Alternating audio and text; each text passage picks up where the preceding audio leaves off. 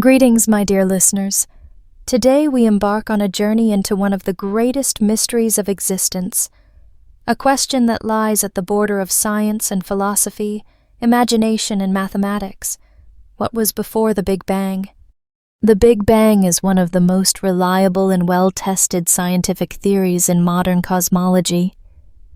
We know that around 13.8 billion years ago, the universe emerged from a state of unimaginable density and temperature.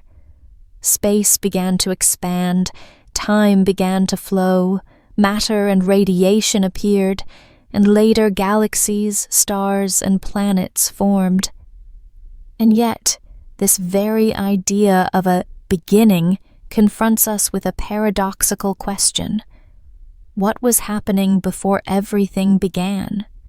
Philosophers have asked this question long before physicists. Aristotle argued that the cosmos was eternal, without a beginning or end.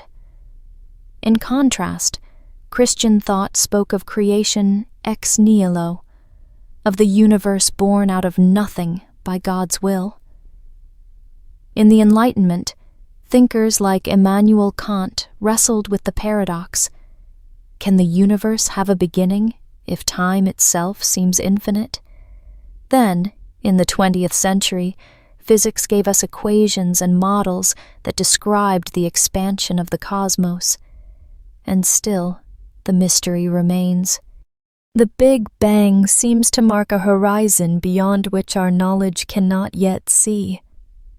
When cosmologists model the early universe, they can describe events up to 10 to the minus 43 seconds after the beginning, the so-called Planck time. But beyond that frontier, our current laws of physics break down. Gravity and quantum mechanics demand a unified theory we do not yet possess.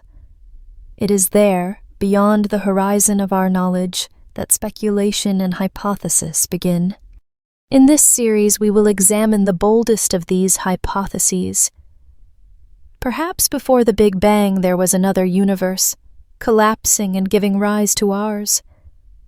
Perhaps space and time themselves came into existence with the Big Bang, rendering the question, what came before, meaningless.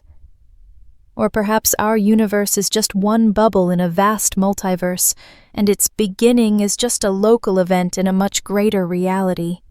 The stories of scientists who grappled with these questions are filled with drama and daring. Stephen Hawking once remarked, "Asking what came before the Big Bang is like asking what lies north of the North Pole." His famous no-boundary proposal suggested that time itself had a beginning, but not like a sharp edge, more like the smooth surface of a sphere with no boundary. Others, however, insist that something must have existed before, and they have attempted to build models to describe it. Why does this question matter so deeply to us? Perhaps because it touches on the very core of our existence. If the universe had a beginning, does that mean it must also have an end? If it had no beginning, what is the nature of a reality that has always been? We are accustomed to thinking that everything must have a cause, but can that rule apply to the universe as a whole? These questions lead us into the space between science and philosophy. Science seeks measurements, equations, and observable predictions. Philosophy asks about meaning, coherence, and the logic of existence. And human beings, caught between the two, yearn to understand. Where did we come from, and where are we going? Perhaps we will never have a final answer. But the search itself is part of our nature. In the coming chapters, we will explore a variety of hypotheses, cyclic models of the universe, quantum birth scenarios, eternal inflation, the multiverse, the illusion of time, and even ideas that suggest our reality might be a simulation. Each of these proposals does not simply offer a scientific explanation, but also invites us to think philosophically about what beginning really means. So, our journey begins. We stand at the threshold of a mystery greater than the universe itself. And perhaps we may never know the final answer. But that, in a way, is the beauty of science and philosophy. The courage to ask, and the endless search for meaning in the unknown. When we ask, what was before the Big Bang? One of the first hypotheses that emerges is the idea of a cyclic universe. This bold concept suggests that the cosmos has no singular beginning or end. Instead, it undergoes endless cycles of birth, evolution, death, and rebirth, like the rhythm of breathing or the eternal beating of a cosmic heart. The idea of a cyclic universe is ancient. In Hinduism and Buddhism, the cosmos is described as going through kalpas, immense cycles of creation and destruction. Ancient Stoic philosophers also imagined the universe burning in a cosmic fire and then being reborn, over and over again. For them, time was not a straight line, but a circle, an eternal return. Modern science in the 20th century gave this philosophical intuition new form. In the 1930s, Alexander Friedman and Richard Tolman developed models of an oscillating universe. In their view, after the Big Bang, the universe expands, but gravity eventually halts this expansion and reverses it into a contraction, a so-called Big Crunch. When the universe collapses into this state of extreme density, it could ignite a new Big Bang, and the cycle would begin anew. At first glance, this hypothesis has a kind of elegance. It avoids the troubling question of a first beginning. If the universe is eternal and cyclic, then there is no need to explain its origin. It has always existed, moving between phases. Yet the model has its difficulties. Observations in the late 20th and early 21st centuries revealed that the universe's expansion is not slowing down, but accelerating, driven by a mysterious force we call dark energy. If this acceleration continues indefinitely, the universe will never recollapse, and the classic cyclic model cannot be correct. And yet, cosmologists did not abandon the idea. In the early 2000s, physicists Paul Steinhardt and Neil Turok proposed the ekpyrotic model. In their theory, our universe is a three-dimensional brain floating in a higher dimensional space. When such brains collide, immense energy is released, appearing as a Big Bang. These collisions could happen repeatedly, producing cycles of birth and renewal across eternity. The philosophical meaning of such models is breathtaking. They tell us that the universe has no absolute beginning. What we call the Big Bang may simply be one page in an endless cosmic book. We are used to thinking of time as an arrow pointing forward, but perhaps it is more like a circle, a rhythm echoing through eternity. This raises a rhetorical question. If the universe is cyclic, do events repeat themselves? Do the same galaxies, the same lives, the same people appear again? Or is each cycle unique, repeating only the form, but never the content? Philosophers debated this for centuries. Friedrich Nietzsche spoke of eternal recurrence, where every detail repeats eternally. Modern physicists are more cautious. Cycles may change conditions in such a way that no two universes are ever the same. The lives of the scientists behind these ideas are themselves fascinating. Alexander Friedman was one of the first to recognize that Einstein's equations allowed for a dynamic universe. Richard Tolman studied the thermodynamics of cycles, arguing that each new cycle could begin with a kind of reset. Today, Paul Steinhardt speaks passionately about his model, emphasizing that cycles could continue endlessly, even if we can never witness the ones before or after ours. In culture, the cyclic universe has always been an inspiring metaphor. The changing of the seasons, the rhythm of life and death, the cycle of breath, all these remind us of recurrence. Perhaps the universe itself breathes in this way, in an eternal cadence beyond our comprehension. Thus, cyclic models offer a simple yet profound answer to the question, what was before the Big Bang?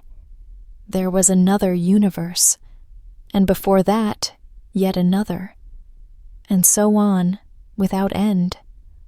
For some, this is comforting. The universe never arises from nothing. For others, it is unsettling. If everything repeats, then what is the meaning of our existence?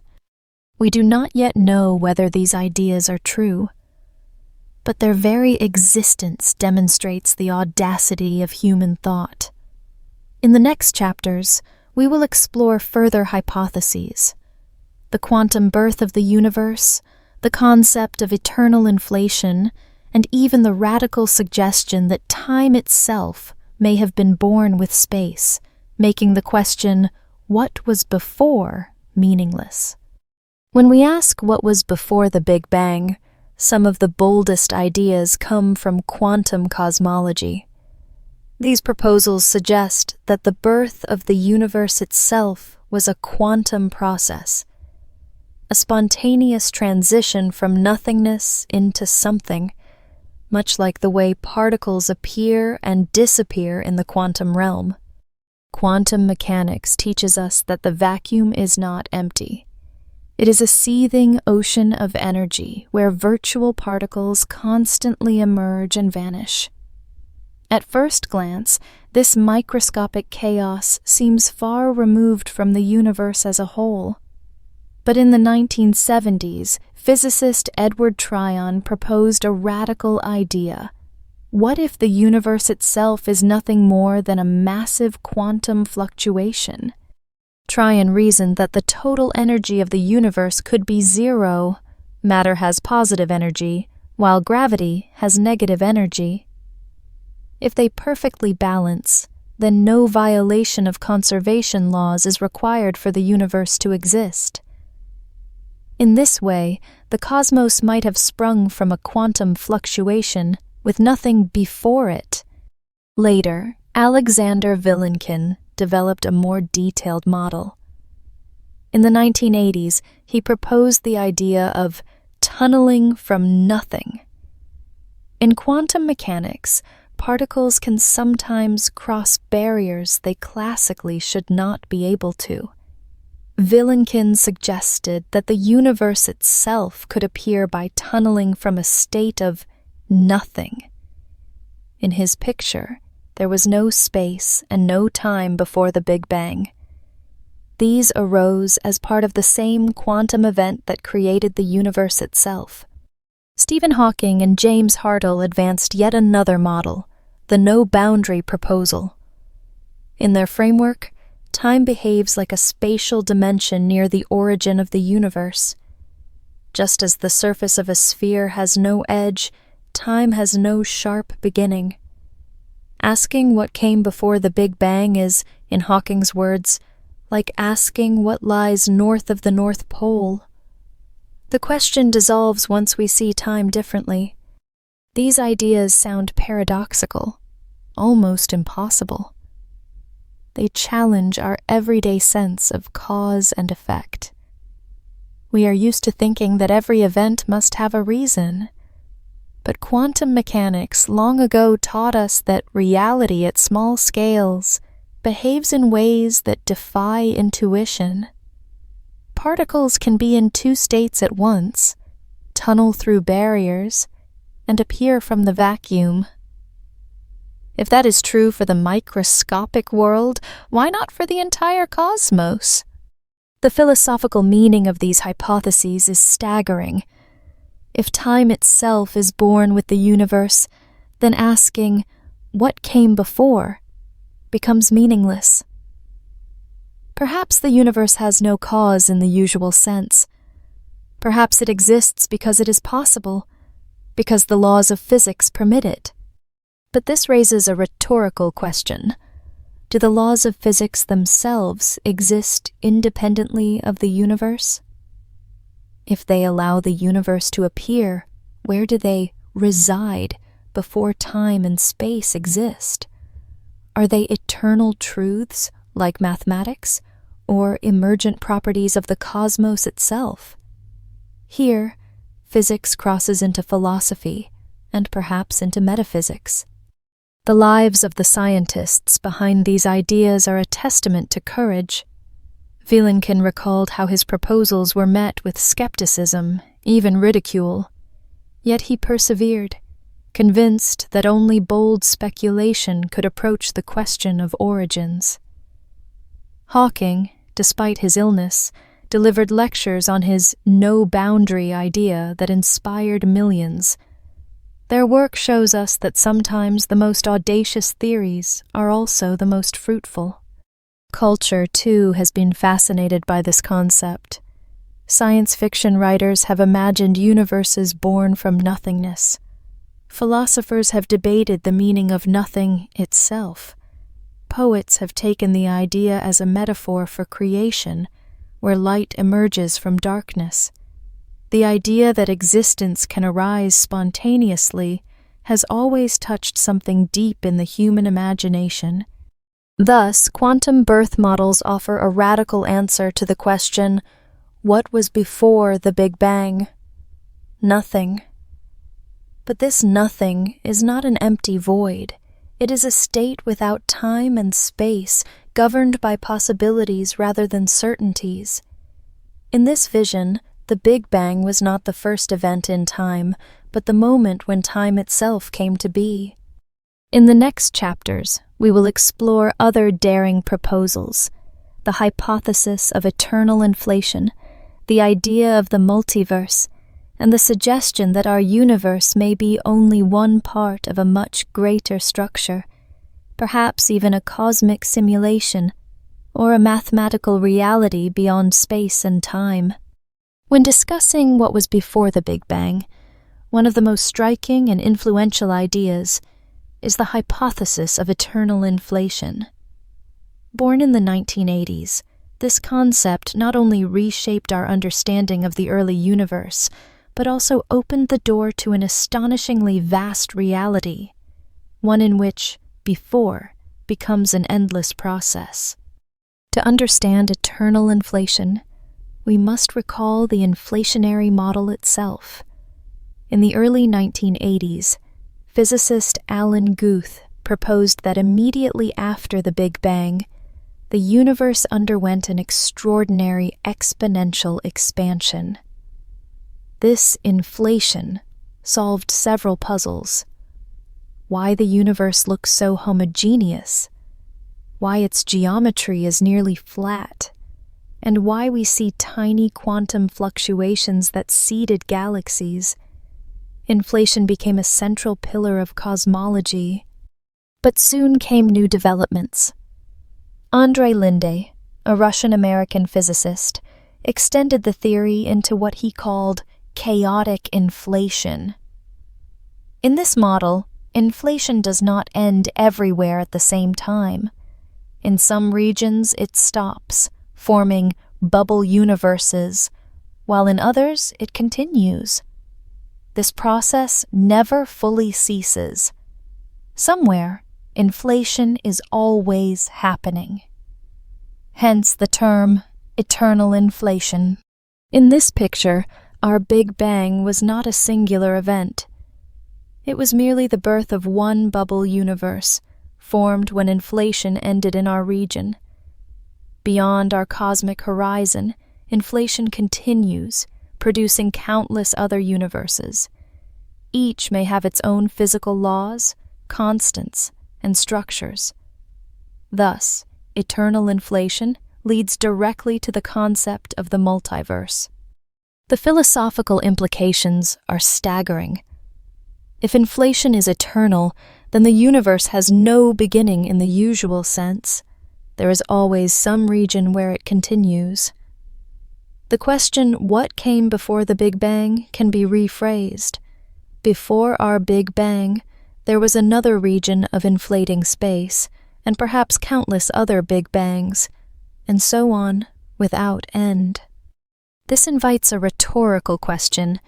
If there are countless bubble universes, what makes ours special? Why are we here, and not in another bubble? The anthropic principle provides one answer. Only in those bubbles where physical laws permit life can observers arise to ask such questions. In other bubbles, sterile and lifeless, no one contemplates meaning. André Linde's story illustrates the courage behind these ideas. At first, his proposals were considered wild speculation. But over time, inflation gained support. Observations of the cosmic microwave background revealed patterns consistent with inflation's predictions. Today, while eternal inflation remains a hypothesis, the basic inflationary framework is widely accepted.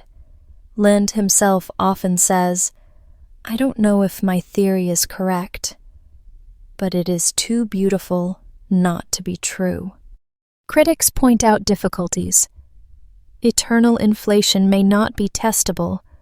We cannot peer beyond our cosmic horizon to confirm the existence of other bubbles. If a theory cannot make falsifiable predictions, is it still science? This remains a hot debate.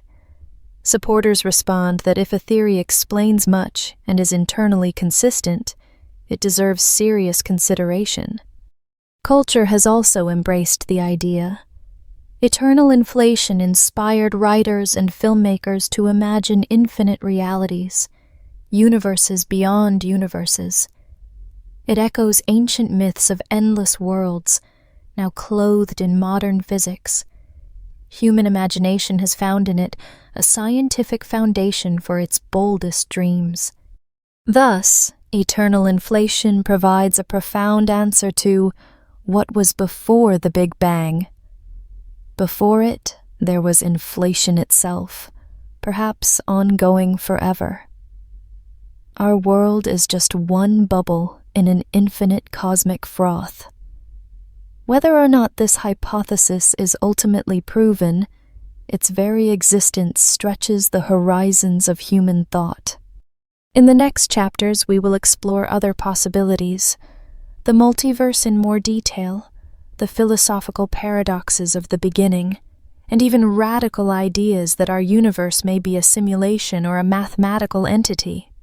The question of what was before the Big Bang often leads us to one of the most audacious and controversial concepts in modern cosmology: the multiverse.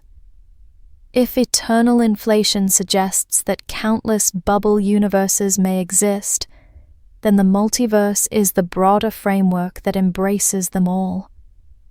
It is the idea that our universe is just one among many, perhaps infinitely many. The multiverse comes in several versions. The simplest arises directly from eternal inflation, each bubble universe created in the inflating background is a separate cosmos. These bubbles may never interact, separated by expanding space, yet they all exist simultaneously. Each one may have different physical constants, different laws, different dimensions of space and time. Another version of the multiverse comes from quantum mechanics. In the 1950s, Hugh Everett proposed the many worlds interpretation. According to it, every quantum event splits reality into multiple branches. Each possibility is realized in its own world. In one branch, the particle goes left. In another, it goes right. In one branch, you chose this path. In another, you chose another. If Everett was correct, then reality is an ever-branching tree of universes. String theory offers yet another multiverse. Its mathematics allows for a vast landscape of possible solutions, each corresponding to a universe with different fundamental constants. With perhaps 10 to the power of 500 possibilities, the landscape is unimaginably vast. Our universe, then, is just one valley in this cosmic terrain. The philosophical meaning of the multiverse is extraordinary. If there are countless universes, then the question, what was before the Big Bang, becomes, which Big Bang are we talking about? Our Big Bang may have been just one event among an infinite variety. This shifts the perspective from seeking a single origin to imagining a boundless sea of realities. But here arises a rhetorical question. Does the existence of infinite universes diminish the meaning of our own?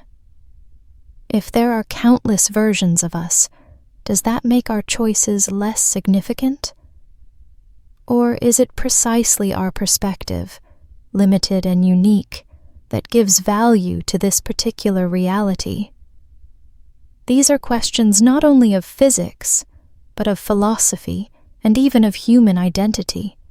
The scientists who pursued the multiverse idea often faced skepticism. Hugh Everett's many worlds interpretation was dismissed by most physicists in his time, only to be revived decades later. André Linde defended eternal inflation despite doubts, because he believed its explanatory power outweighed its strangeness.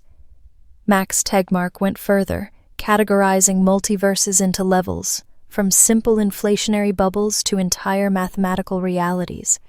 Culture, as always, embraced the multiverse eagerly.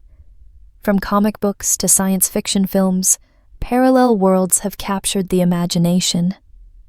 Stories of alternate histories, other selves, and infinite possibilities resonate with us because they reflect our own longing for choice and meaning. The multiverse is both a scientific hypothesis and a metaphor for freedom. Critics argue that the multiverse may not be scientifically testable. If other universes are forever beyond our reach, how can we confirm their existence? Is it still science, or does it become metaphysics? Supporters counter that if a theory naturally predicts the multiverse, and if that theory explains observations well, we should not dismiss the consequence simply because it is strange. Thus, the multiverse provides its own answer to what was before the Big Bang. Before our Big Bang, there were others. And after ours, there will be more. The cosmos is not a single story, but an infinite library, where every book is a universe. We happen to be reading this one.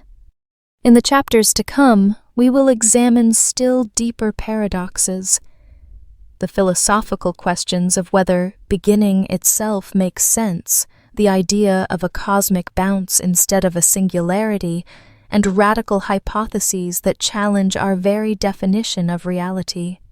When we ask what was before the Big Bang, we are not only doing science, we are also engaging in philosophy, perhaps even metaphysics.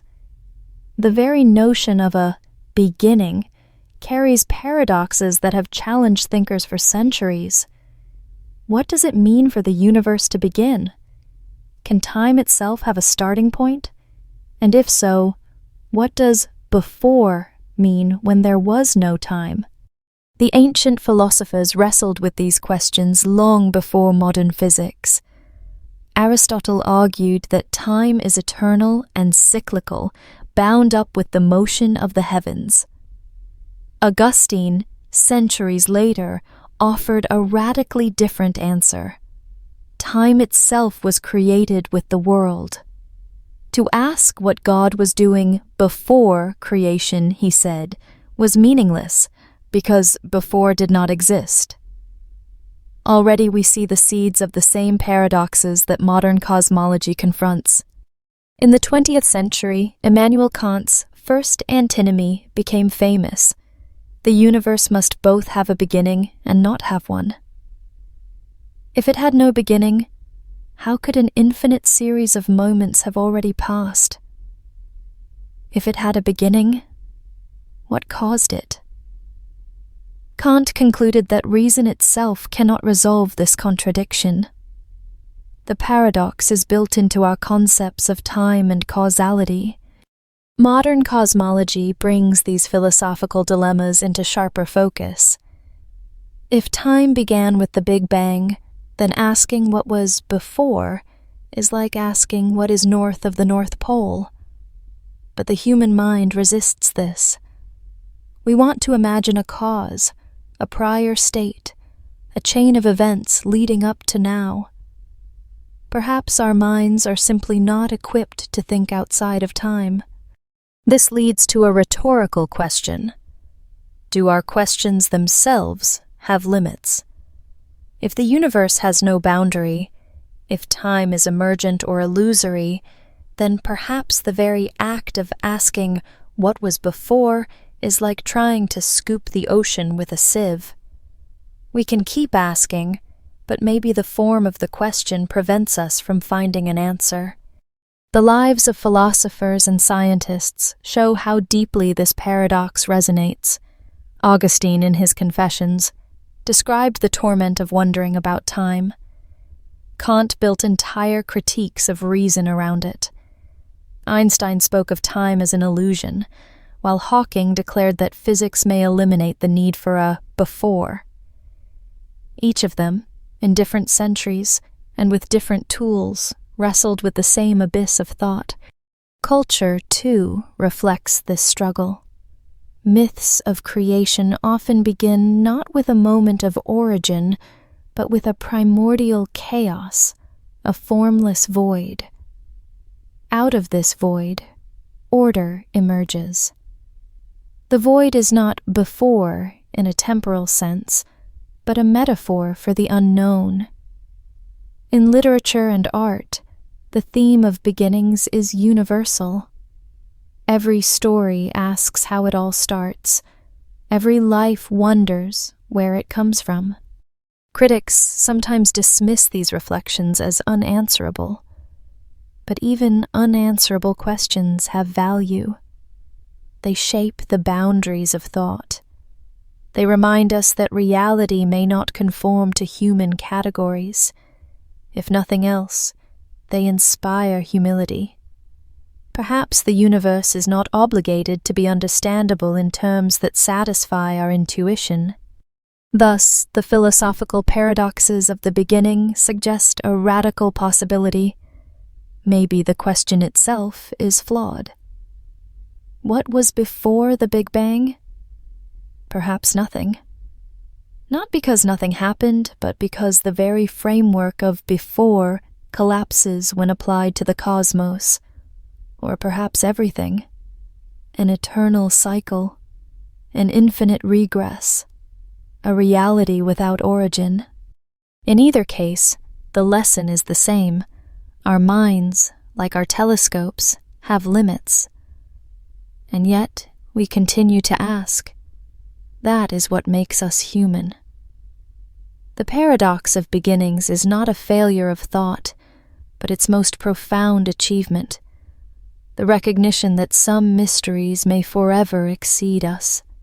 In the chapters ahead, we will turn to scientific models that embody these paradoxes, the cosmic bounce, string theory's extra dimensions, and even radical proposals such as the universe as a simulation.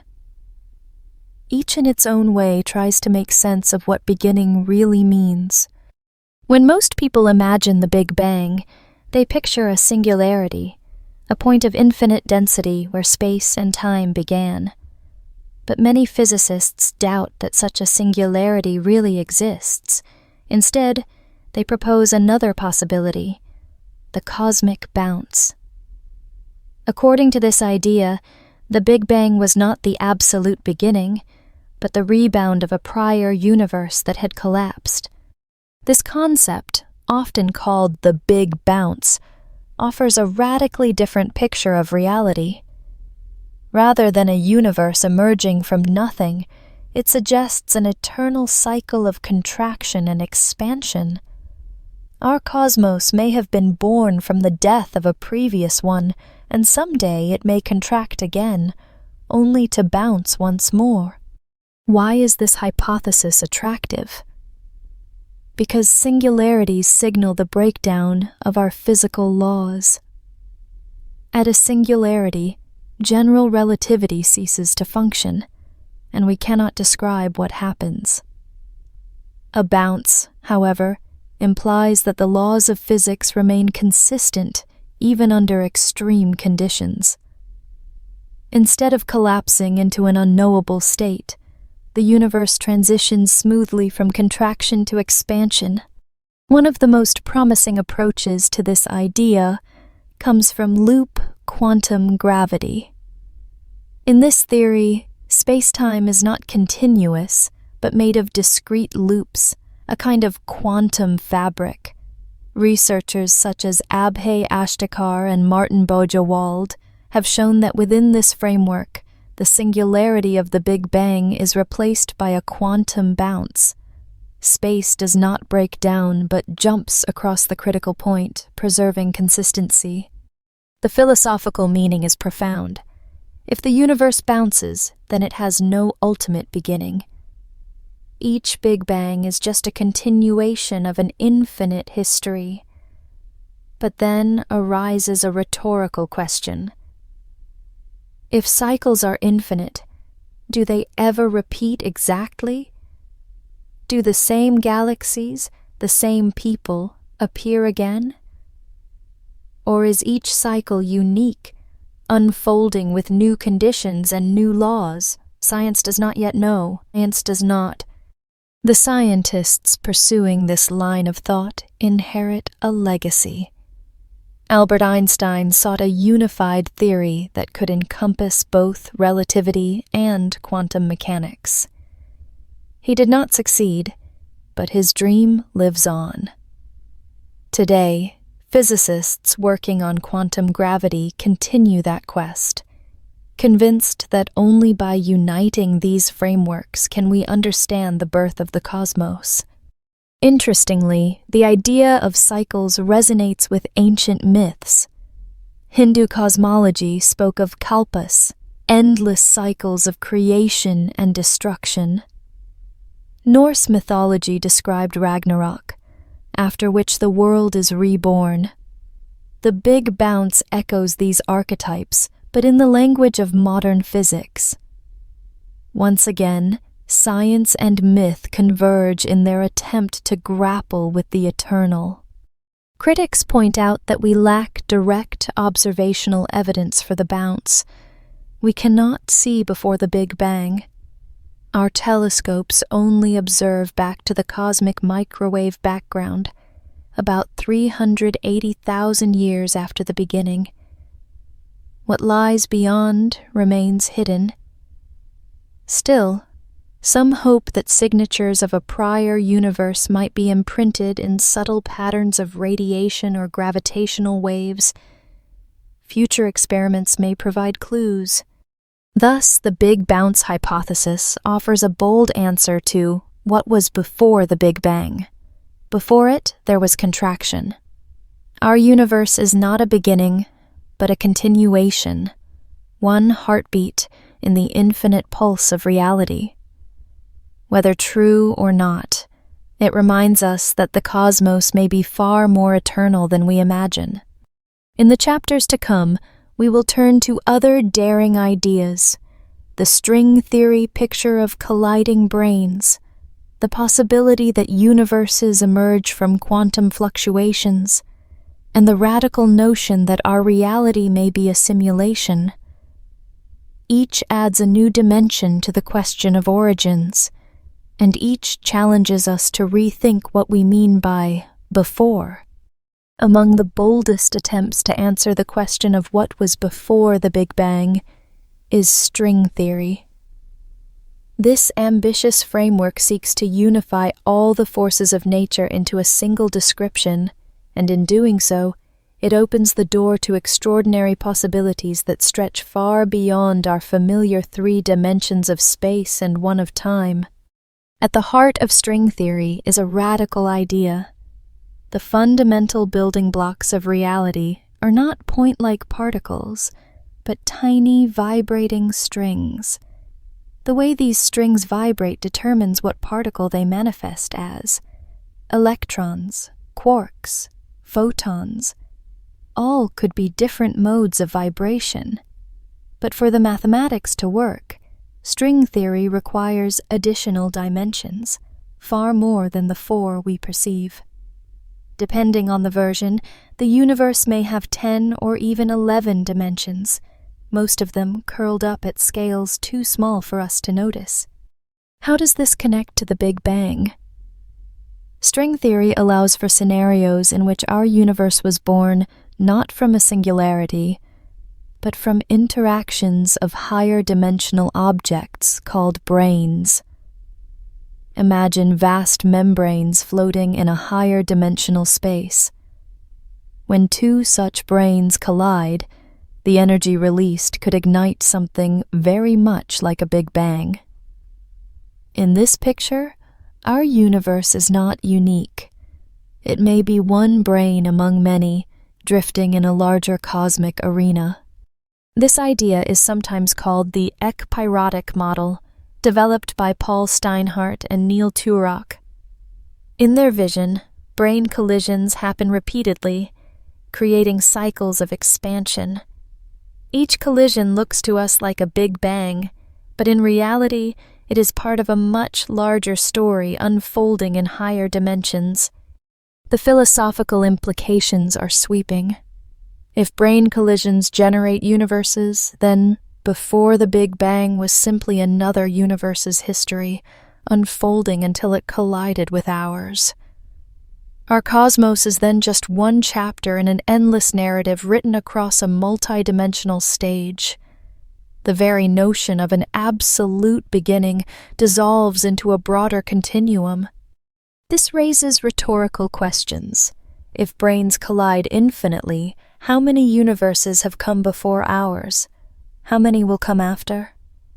Is there a deeper law governing the rhythm of these collisions, or is it an endless dance with no ultimate cause? Such questions hover at the border of science and metaphysics. The scientists who shaped these ideas often faced skepticism. String theory itself has been criticized for its lack of direct experimental evidence.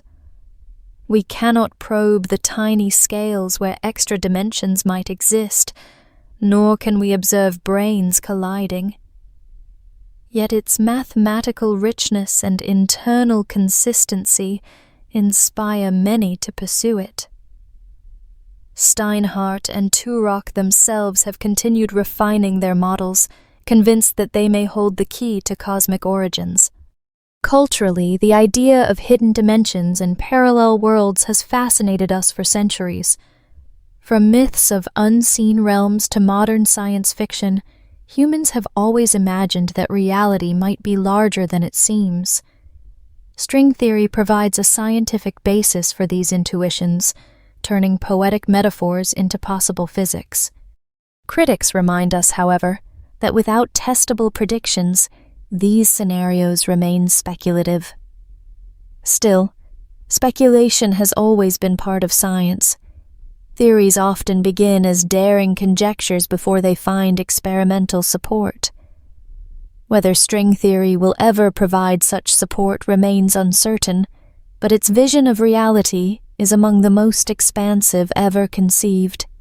Thus, string theory and multidimensional scenarios offer a remarkable answer to what was before the Big Bang.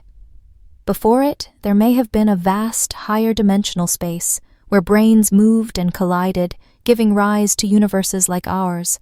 The Big Bang was not the first word of creation, but one line in a much greater cosmic script. In the coming chapters, we will turn to other radical possibilities: quantum fluctuations that birth universes from vacuum, the hypothesis that our cosmos is a simulation, and even the provocative idea that reality itself may be pure mathematics. Among the boldest attempts to answer the question of what was before the Big Bang is the idea that the universe emerged from quantum fluctuations of the vacuum. At first, this sounds absurd. How can something come from nothing?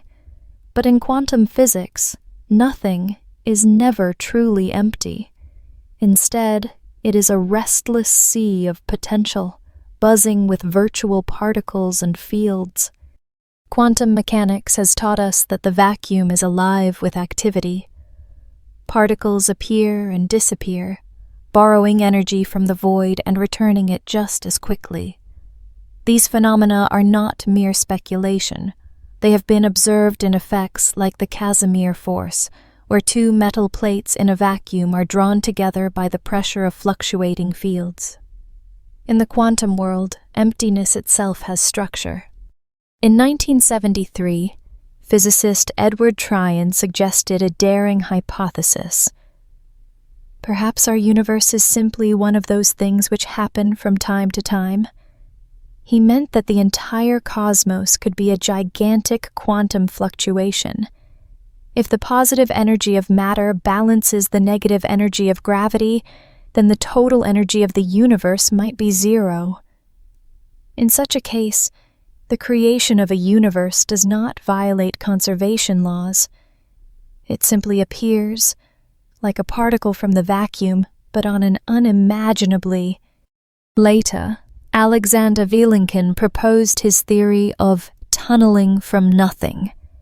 In his model, the universe could spontaneously appear by quantum tunneling from a state of nothingness. But this nothing is not the absolute void of philosophy or religion. It is a quantum state without space, time, or matter, yet governed by physical laws that allow such a transition. From this perspective, space and time themselves were born in the same event as the universe. Stephen Hawking and James Hartle added another striking idea with their no-boundary proposal. They argued that near the origin of the universe, time behaves like a spatial dimension. Just as the surface of the Earth has no edge, time has no sharp beginning. Asking what came before the Big Bang is like asking what is north of the North Pole. The question dissolves when we see time differently. The philosophical implications of these hypotheses are profound. They suggest that our deepest categories, cause and effect, before and after, something and nothing, may not apply at the cosmic level. If time itself begins with the universe, then there is no before. If the laws of physics allow reality to arise from nothing, then perhaps existence is not the exception but the rule. But this raises a rhetorical question. What about the laws themselves? If they permit the birth of universes, do they exist independently of any universe? Are they eternal truths, like mathematics, or are they emergent properties that arise with reality itself? In this sense, physics edges into philosophy, and philosophy into metaphysics. The lives of the scientists who pursued these ideas reflect courage and imagination. Edward Tryon proposed his theory at a time when it sounded outrageous, yet it planted a seed for future work. Alexander Vilenkin, often working against skepticism, developed the mathematics of tunneling from nothing. Stephen Hawking, despite immense personal challenges, shared his vision of a cosmos without boundaries, inspiring millions. Their work reminds us that human thought is capable of leaping far beyond the ordinary. Culture, too, has been drawn to the image of creation from nothing. Poets have described the birth of worlds from void, and science fiction has imagined universes emerging from quantum seas. Even ancient myths speak of creation from chaos or the abyss. The quantum vacuum, in a strange way, echoes those archetypal images. Thus, the hypothesis of quantum fluctuations answers the question, what was before the Big Bang, with a radical response. There was no before, but there was potential. The universe could arise spontaneously from a quantum state, with space and time born in the same act. It is an answer that challenges our intuitions, but fits naturally with the strange rules of quantum theory. In the next chapters, we will turn to even more provocative ideas. The simulation hypothesis, which suggests our universe might be an artificial construct, and Max Tegmark's vision of a mathematical universe where reality itself is pure mathematics. Among the most provocative answers to the question of what was before the Big Bang is the simulation hypothesis. This idea suggests that our universe might not be the ultimate reality at all, but rather an artificial construct, a simulation created by some advanced intelligence or civilization. If true, then the Big Bang might not have been a physical explosion, but the startup of a cosmic program. At first glance, this sounds like science fiction. Yet serious philosophers and scientists have debated it. In 2003, philosopher Nick Bostrom formulated what is now called the simulation argument. He argued that one of three propositions must be true. First, civilizations never reach a technological level where they can run simulations of entire universes. Second, if they do reach that level, they choose not to create simulations. Or third, if advanced civilizations do run simulations, then If the third proposition is correct, then it becomes far more likely that we live in a simulation than in a base reality. After all, if billions of simulations exist, the odds that we are in the one real universe are vanishingly small. In this view, the Big Bang was not a beginning of space and time, but the initialization of code. The philosophical implications are extraordinary. If our universe is a simulation, then its laws of physics may be rules written into the program. Quantum uncertainty, randomness, and even time itself could be algorithms. This invites a rhetorical question. Does being simulated make our existence less real? If everything we feel and experience is computed, does that diminish its value? Perhaps not. From our perspective, this world is all we have. Reality, simulated or not, is still our reality. Scientists and thinkers have speculated about how such a hypothesis could ever be tested. Some suggest looking for anomalies, glitches in the matrix, where the rules of physics might break down. Others argue that the hypothesis is unfalsifiable. We cannot step outside the simulation to verify it. For this reason, many scientists dismiss it as philosophy rather than science. Yet the debate continues, precisely because the idea is so compelling. Culturally, the simulation hypothesis has captured the imagination.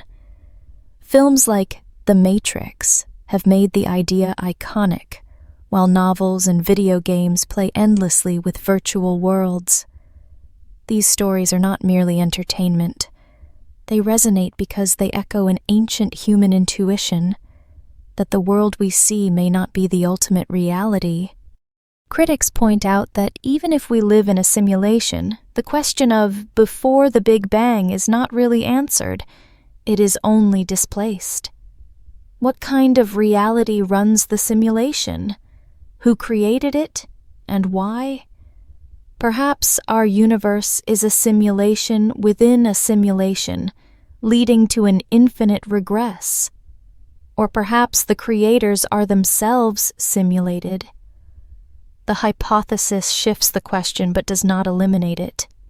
Yet there is something profoundly meaningful in the thought. If our reality is simulated, then our search for meaning, our creativity, our love, all of it still matters. The simulation hypothesis forces us to confront the essence of reality. Is it its ultimate status that makes it valuable, or the fact that it is lived and experienced? Thus, the simulation hypothesis offers a radical reinterpretation of the Big Bang. Before it, there may have been not physical processes, but a decision, the act of initiating a program. Our universe might be the output of cosmic code, existing because someone, somewhere, pressed run. In the chapters to come, we will look at other extraordinary proposals. Max Tegmark's mathematical universe, where reality itself is mathematics. The idea that time may be an illusion, and finally, an inspiring conclusion about what these hypotheses mean for us as human beings. When we ask what was before the Big Bang, we inevitably confront the deepest question of all. What is reality? Physicist Max Tegmark offers one of the boldest answers ever proposed. According to his mathematical universe hypothesis, reality is not merely described by mathematics, it is mathematics. We know that mathematics is astonishingly effective in describing the world. Newton's equations describe gravity. Maxwell's equations capture electromagnetism. Einstein's relativity reshapes space and time. Schrödinger's equation governs the quantum world. Again and again, mathematics reveals itself not as a human invention, but as a discovery, a language written into the fabric of existence itself. But Tegmark goes further. He argues that the reason mathematics describes reality so well is that reality itself is a mathematical structure. Numbers, equations, and symmetries are not tools we impose on the universe. They are the universe. Just as the number 2 exists independently of whether anyone thinks about it, the mathematical structure of our cosmos exists independently of observers. What does this mean for the Big Bang? If the universe is mathematics, then it does not need a beginning in the usual sense. Mathematical structures simply exist. They are timeless. In this view, the Big Bang was not the start of reality, but the moment when a particular mathematical structure manifested as the cosmos we inhabit. Before the Big Bang, then, there was mathematics, not as an idea in someone's mind, but as existence itself. The philosophical implications are breathtaking. If reality is mathematics, then the question, what was before the Big Bang, becomes, which mathematical structure underlies our universe? And if other structures exist, then each corresponds to its own universe. Tegmark calls this level 4 of the multiverse, the set of all mathematical structures, each realized as a distinct reality. In this sense, every possible universe exists, simply because mathematics is infinite. This raises a rhetorical question. What about us? Are we just mathematical objects, patterns of numbers playing out? Do love, art, and consciousness reduce to equations? Some critics argue that this view strips reality of its richness. Tegmark responds that subjective experiences are themselves part of the mathematical structure, emergent properties of its complexity. Mathematics, in his view, is not cold abstraction, but the foundation of everything, from galaxies to minds. Tegmark's personal story shows both courage and vision. Many physicists dismiss his hypothesis as untestable or too speculative. Yet he insists that it is the only way to fully explain the unreasonable effectiveness of mathematics. He invites us to see ourselves not as mere inhabitants of the universe, but as participants in mathematics itself. Culturally, the idea resonates with ancient traditions. The Pythagoreans believed that numbers were the essence of all things. Philosophers spoke of the music of the spheres, a harmony underlying reality. In art and literature, patterns and proportions have always symbolized beauty and truth. Tegmark's hypothesis is, in a way, a modern continuation of this lineage expressed in the language of physics. Critics ask, if everything is mathematics, how do we explain the fact that we experience reality as more than numbers? Tegmark admits that we cannot yet derive the texture of lived experience from equations, but he believes it is possible. Consciousness, he argues, is an emergent feature of certain mathematical systems, just as fluidity emerges from molecules of water, even though no single molecule is wet. Thus, the mathematical universe hypothesis offers a radical answer to what was before the Big Bang. Before it, there was mathematics, eternal, timeless, infinite. The Big Bang was simply the realization of one structure among many. Our universe exists because mathematics exists. In the chapters ahead, we will explore even more daring proposals, the idea that time itself may be an illusion, and finally, a conclusion that reflects on all these hypotheses to ask what they mean for us as human beings searching for origins. When we ask what was before the Big Bang, we presuppose that time itself is fundamental, that there is always a before and after. But what if this assumption is wrong? What if time itself is not a basic feature of reality, but an illusion, a construct that arises from deeper laws? The idea that time might be illusory has haunted philosophy for centuries. In ancient Greece, Parmenides argued that change and motion are illusions, and that reality is timeless and eternal. Later, Augustine suggested that time was created with the world, and that asking what God was doing before creation was meaningless. In the modern era, Immanuel Kant described time as a form of human intuition, not an independent thing in itself. Physics, too, challenges our everyday sense of time. In Einstein's theory of relativity, time is woven together with space into a single fabric. Space-time. Events that are simultaneous in one frame of reference may not be simultaneous in another. Time is not absolute, but relative, elastic, and intertwined with motion and gravity. The block universe interpretation of relativity suggests that past, present, and future all coexist in a four-dimensional structure. Time does not flow. Rather, we perceive Quantum physics complicates things further. In certain formulations of quantum gravity, time disappears altogether from the fundamental equations.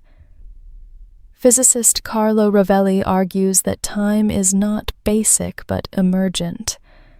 Like temperature, which arises from the motion of countless molecules but does not exist for any single particle, time may be a property of complex systems, not of the universe itself. If this is true, then the question, what was before the Big Bang, may be meaningless. Before assumes time, but if time is emergent, there may be no before at the most fundamental level. The Big Bang was not the beginning of time, but the point at which the illusion of time emerged from deeper, timeless laws. This invites a rhetorical question. If time is an illusion, what does it mean for our lives? Do our experiences, choices, and histories lose significance? Or are they meaningful precisely because they are our perspective within the block universe? If past and future coexist, then perhaps nothing is ever truly lost. Our joys, sorrows, and loves are all etched permanently into the fabric of space-time. The scientists who wrestled with the nature of time often did so with passion and paradox. Einstein once wrote, "The distinction between past, present, and future is only a stubbornly persistent illusion." Julian Barber argued in his book, The End of Time, that the universe is made of nows, timeless moments connected not by flow but by structure. Ravelli, in The Order of Time, described how entropy, the growth of disorder, gives us the arrow of time we experience, even though fundamentally they're. Culture, too, has reflected on the mystery of time. Poets speak of fleeting moments, artists depict melting clocks, and storytellers imagine time travel. The idea that time might be an illusion resonates deeply because it challenges our most intimate sense of existence. We feel time pass, we grow older, we long for the past, and hope for the future. To be told that all of this might be an illusion is both unsettling and liberating. Critics, of course, object. Time feels undeniably real. We age, events occur, the future is unknown. But perhaps this is like the rainbow, real for the observer, but not a physical thing in itself. Time could be a consistent illusion, an emergent phenomenon we cannot escape, but still an illusion at the deepest level. Thus, the hypothesis of time as an illusion offers a radical resolution to the question, what was before the Big Bang? There was no before. Time is not a stage upon which the universe plays, but a character that emerges with the play itself. In this sense, the Big Bang was not the beginning of time, but the moment when time appeared as part of the unfolding of reality. In the next and final chapter, we will gather all these perspectives, from cycles to quantum births, from multiverses to mathematics, from simulations to illusions, and reflect on what they mean for us as human beings, searching not only for origins, but for meaning. As we reach the final chapter of this long journey, my dear listeners, we must pause and reflect on the road we have traveled together. We began with the mystery itself, the question of what was before the Big Bang. From there, we explored cycles of universes, quantum births, eternal inflation, multiverses, bounces, brain collisions, simulations, mathematical realities, and the illusion of time. Each hypothesis offered not only a possible scientific explanation, but also a window into human What do these ideas tell us? First, they remind us of the extraordinary power of human curiosity. No other creature, as far as we know, looks up at the night sky and asks, "Where did this all come from?" The very act of questioning, the refusal to accept ignorance, is itself a triumph. Whether or not we ever know the final truth, we have already achieved something miraculous, the courage to ask. Second, these ideas show us that reality is far greater than our everyday intuitions. Our senses tell us that time flows, that space is three-dimensional, that the universe began with a singular moment. But physics whispers otherwise. Time may be an illusion, space may have more dimensions than we can see, and beginnings may be transformations rather than absolute origins. We are reminded that the universe is stranger, richer, and more beautiful than common sense would ever guess. Third, these ideas remind us that science and philosophy are not enemies but partners. Science seeks equations and predictions. Philosophy seeks meaning and coherence. Together they form the twin wings of human thought, lifting us toward understanding. When cosmologists speak of brains or bounces, they are not only doing physics, they are also asking ancient questions once posed by Aristotle, Augustine, Kant. We are part of that long tradition, reaching across millennia. This brings us to a rhetorical question. Do we need a final answer at all? Or is the journey itself the meaning? Perhaps the value lies not in solving the mystery, but in living with it, in allowing it to inspire wonder, creativity, and humility. The universe does not owe us clarity, but it gives us something even greater, the chance to marvel. The scientists who shaped these ideas, Friedman, Tolman, Vilenkin, Hawking, Linde, Tegmark, and many others, remind us of the human element in this cosmic search. They were not gods, but people, flawed, fragile, and finite. Yet their minds reached beyond the stars. Their stories teach us that greatness is not the absence of weakness, but the determination to imagine even in the face of the unknown. Culture, too, has always drawn nourishment from these mysteries. Myths of creation, stories of cycles, visions of hidden realms, all echo the same longing to understand beginnings. Today, physics continues the story in a new language, but the heart of it is the same: the human desire to know where we come from and what it means. So what was before the Big Bang? We may never know.